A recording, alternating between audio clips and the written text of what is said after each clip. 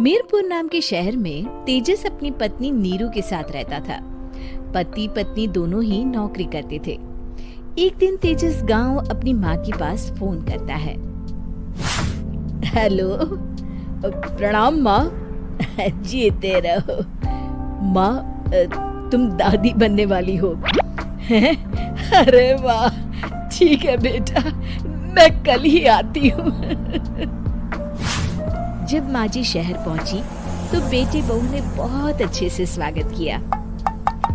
लीजिए माँ जी चाय। अरे गर्मा गर्म पकोड़े ले आओ माँ के लिए। नीरू रसोई में गई और 2 मिनट में ही पकोड़े ले आई। जी ये लीजिए। बहू जादू से बनाए हैं क्या? अभी तो रसोई में गई थी। यम्मी। माँ जी, शीला रसोई में पकोड़े तल रही है, मैं बस लेकर आई। हे भगवान, मेरा धर्म भ्रष्ट कर दिया तूने। अब तो गंगा जल से शुद्धिकरण करना होगा।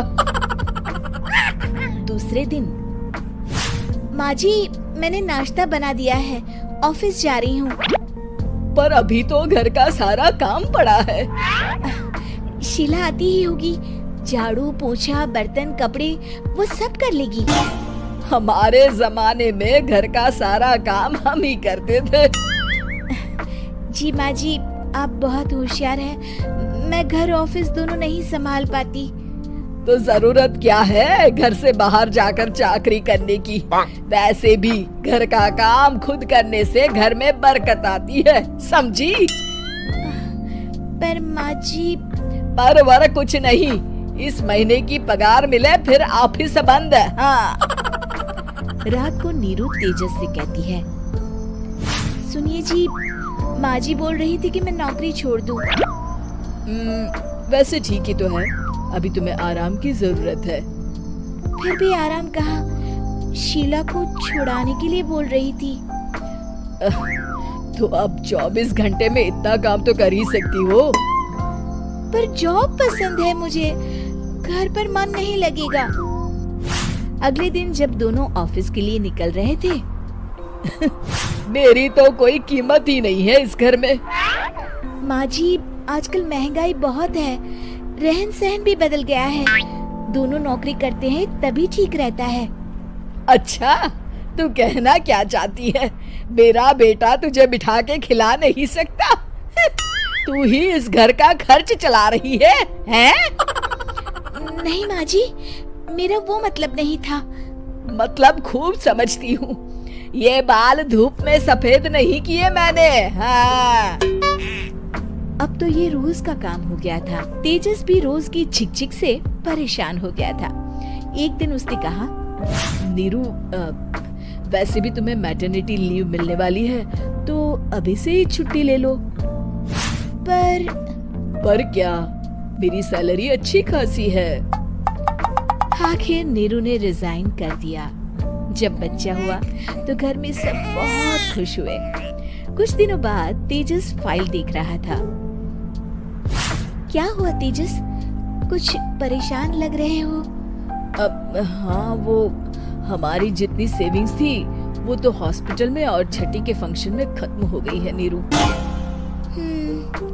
और अभी वैसे मंदी चल रही है तो मैं बोल रही थी कल मुन्ना को हेपेटाइटिस का टीका लगवाना है। नीरू, क्या पोस्टपोन नहीं कर सकते? नहीं जी, बिल्कुल नहीं। अब तेजस को समझ में आ रहा था कि उससे गलती हुई है। पैसों की कमी का असर घर के माहौल पर भी पड़ रहा था। अगले दिन, बेटा मेरा चश्मा और ये दवाइयाँ ले आना, पर्चा देते हुए माँ जी ने कहा। जी।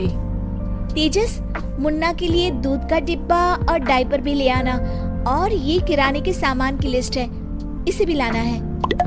तेजस गुस्से में लिस्ट मरोड़कर फेंकता है और चिल्लाता है, पैसे क्या पेड़ पर उगते हैं? ये ले आना, वो ले आना। अरे पर ये जरूरत का सामान ही है। वो गुस्से में बिना कुछ कहे ऑफिस चला गया। अरे अरे लंच तो ले जाइए। नीरू दौड़कर डिब्बा पकड़ाती है। एक दिन खाना खाने के बाद, नीरू,